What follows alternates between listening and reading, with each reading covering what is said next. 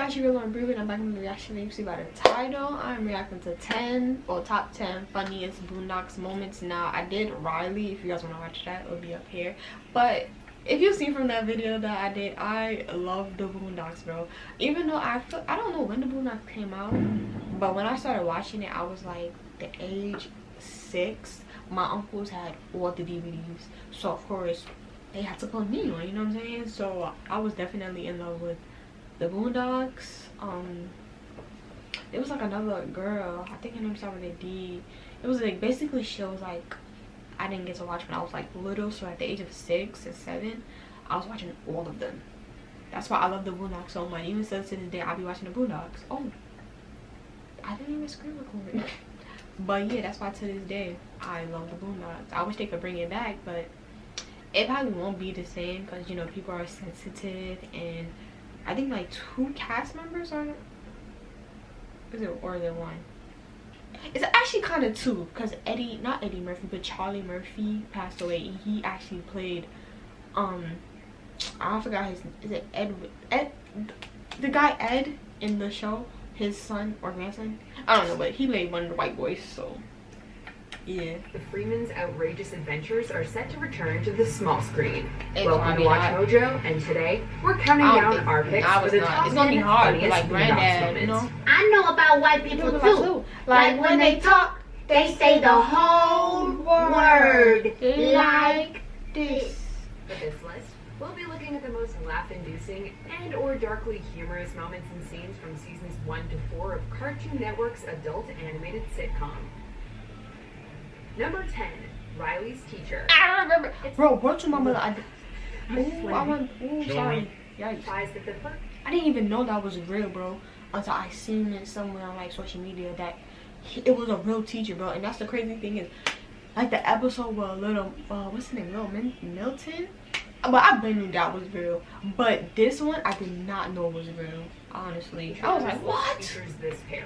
In season 2's The S Word, the Freemans sue Riley's 3rd grade teacher, Mr. Pedo, for using this slur against Riley. It's a derogatory remark that has divided people for many years. Was this a white guy saying this? But like, was this a white voice, or the person was black and just sounded white? Like, which one was it? Because he was saying it. J. Edgar Hoover elementary teacher has now been suspended over calling a student the N-word. Mr. Pedo explains that his foul language is so heavily littered with the slur that he stopped noticing it entirely as it has crept into his inner voice. I tell you, my inside voice didn't talk like that before he got in my class. He depicts Riley's use of the word as being so ubiquitous that I know Riley asked about borrowing a fry, Mr. Pedo's inside voice had the reflex to respond in kind instead of being offended by the contemptuous term.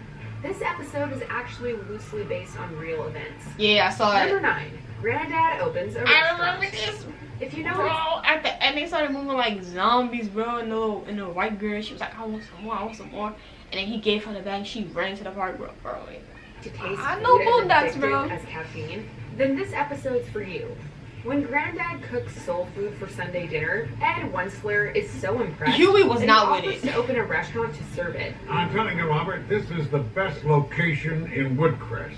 Granddad's food produces an effect called the itis, which is a sleepy state that results from its extremely high fat content. And that's the crazy thing is, like, even thinking about that, like, food really makes you tired, but it has you thinking, like, yo, what's in it for me to even be this tired? Like, I shouldn't be, you know what I'm saying, eating, and I'm just tired out of nowhere. Like, what's this? And that's why I think, bro, and I was like literally talking to my mother about this Thanksgiving, bro. You see how people be eating mad early, bro? I'm just like, how will you eat so early? 1, you're gonna be tired later on, and 2, you're gonna be tired. No, you're gonna be hungry later on, and you're gonna be tired, bro. At least I feel like it's a black thing or whatever, but I mean, not really. But some people, especially like my family, we eat late. Because when we eat late, we go to sleep. Straight to sleep. We're tired. You know what I'm saying? I feel like that's why we eat so late. Because once we eat, we're knocked out. But it's like, what is in this that makes me so tired? By Riley to cater to this effect by providing if I was like, I'm not about Huey, restaurant proves to be too successful. As the neighborhood quickly devolves into a crime-infested area, with individuals becoming obsessed with Granddad's fatty food. Damn, what happened to you? There she go. She was so pretty. And she gonna run right to the park. Hey, tell her, get off me! What? It's ultimately revealed that this was Wensler's plan all along, so that he could buy the remaining property in the neighborhood. I believe our business is done. He don't be care about nothing, bro. Poor girl. Hard to discover new. All over and die. He do not care, bro. Nice day. Number 8, diss track for Granddad. Bro, y'all gonna stop. When the fictional rap superstar Thugnificent moves into Woodcrest across the street this from Freeman's, is my a beef jam, is instantly born. I love Thugnificent.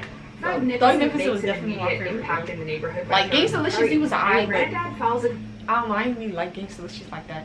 Like he was a cool character, but like I don't know. Gangstalicious was like, you already know on this day. But Thugnificent. for noise and cars parked on his lawn. Hey, I think it's like, man, put your ass. Oh, man. Y'all need to listen to some Nat King Cole. In response Are they to gonna this show it? transgression, Thugnificent releases an expletive-filled diss song and music video against Granddad, and it does not disappoint. And my crew. This fool. Went from rags to riches to baddest bitches. The rapper goes after Granddad's old age and Oh, God, bro. And my crew gonna show the block how to handle this. He just hate cause we went from rags to riches to baddest bitches. the rapper goes after Granddad's old age Why and it's something switching to ways and hires Yo, a pathetic that's old all actor shit. to imitate him. The hilarious track then inspires kids all throughout town to assault old Facts. people. So the That's local only teen explains, quote, because Thugnificent does it and that makes it cool. Recently, a rash of elderly assaults attributed to the beef have broke out, including 2 in Lithuania and 1 in Tokyo. The AARP announced a boycott of Thugnificent's record label is feared that the protest could soon explode into more violence. Number 7, Riley writes a letter to Santa. I reacted to this. When Riley doesn't get what he wants from Santa, there's a price to pay. In this episode, Riley takes revenge on St. Nick for failing to give him a set of rims that was on his wish list during a previous Christmas. I didn't ask for How much. much? Just Rims. rims. Not even the whole car. And what do we get? Nothing. Riley takes it up with the old man I never in a asked mall Santa for appearance nothing, by 'cause I know throwing a Santa was chair fat. at him and beating him with a golf club. What I used to do as a kid though was like tell my mother what I want, or like, bro, oh my god, bro, I miss these days. Target or like Toys R Us. One of them, Target or Toys R Us, used to have books, bro, and they used to be in the magazines. I'm not magazines, the newspapers. Word to, bro, back then the newspapers had coupons, all of that. So they always had like a Target book or Toys R Us book. It was always around Christmas time, and if you know, my birthday's on Christmas, so I will always circle what I want and give it to my mother. Bro. Oh my god, bro. I miss that day.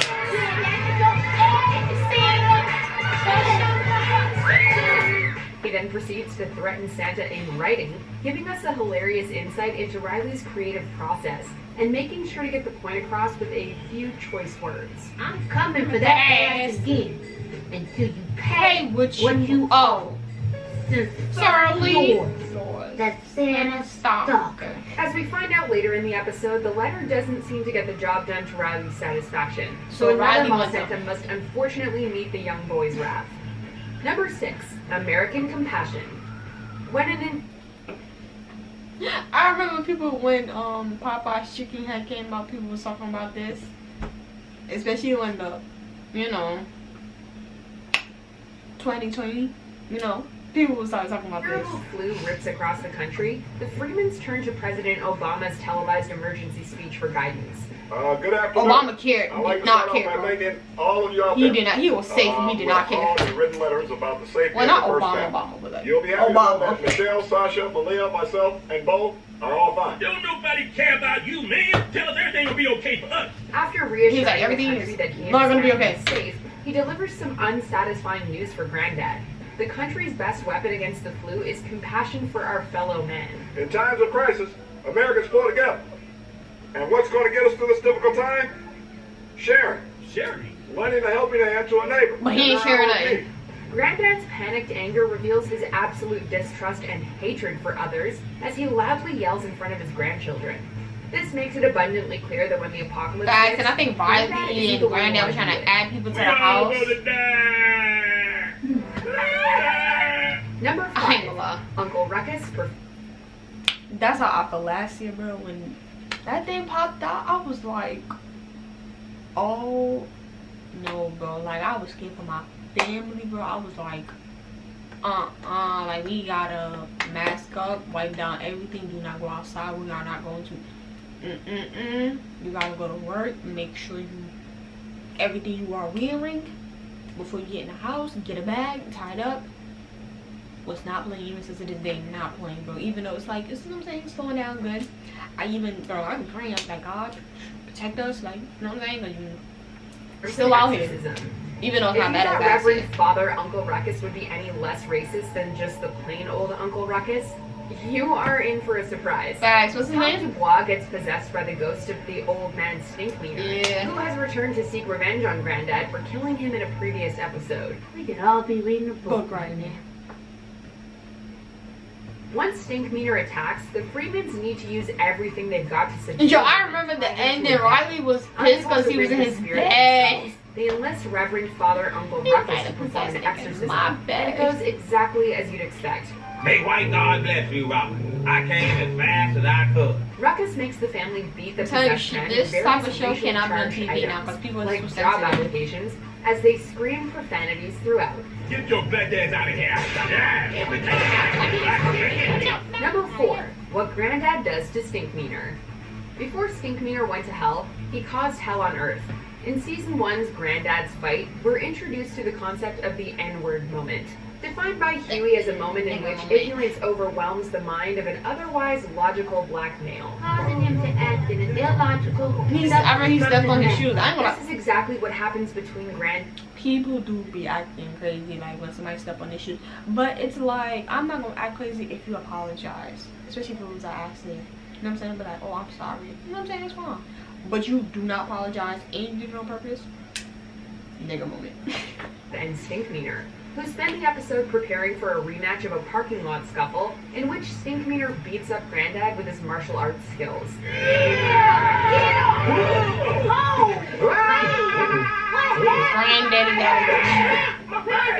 As it turns out, Huey wildly overestimated Stinkmeaner's ability, and in reality, when he beat Granddad, he just got lucky. Unfortunately, Huey discovers this too late, and the blind man soon meets his demise. Dang, Granddad, you had to kill him! Number 3, Slickback. When Granddad starts dating a younger woman, you can say that he's a bit unwilling to accept the truth of the profession. Throughout the episode, his new girlfriend, Crystal, drops a hilariously great deal of signs to suggest that she's a working girl. Her ability to run fast in heels, her constant checking to see if he's a cop, and her multiple shopping trips. Robert's denial persists and eventually culminates in a scene in which he meets a man in a purple suit who insists on being referred to as a pimp named Slickback. Now hold up, Slickback. No, that's a pimp named Slickback. That's what I said, Slickback. No, it's a pimp named Slickback. Like a Tribe Called Quest. You say the whole thing. Even after this meeting, Granddad incredulously asks if she really is a Yes, causing both the kids and Crystal to interrupt him by screaming the very obvious answer at him. Yes, talk about rose-colored glasses. Oh my god, I miss that show, bro. That's literally the best show ever, bro. I swear, they can't bring that back because people are too sensitive. Number 2, being interviewed by Werner Herzog. When filmmaker Werner Herzog tracks down Huey to interview him about Obama's inevitable victory in the 2008 elections, hilarity ensues. I remember when Thugnificent did a like song. Granddad are supporting a president without having any understanding of what he actually stands for. I'm voting for Obama because he's gonna lower my because he's black. Actually, he has promised to raise taxes at your income level. Huh? And the rest of the world is raving about Obama's presidential run, and dancing to Thugnificent's ridiculous track with will.i.am, Huey is less than impressed. Got up this morning, things weren't working right. I said I wanna make a change. I said I wanna buy. A self-described retired domestic terrorist, Huey responds unenthusiastically when Huey do not care. Huey don't care about nothing. Nothing like excited that everything is going to change forever.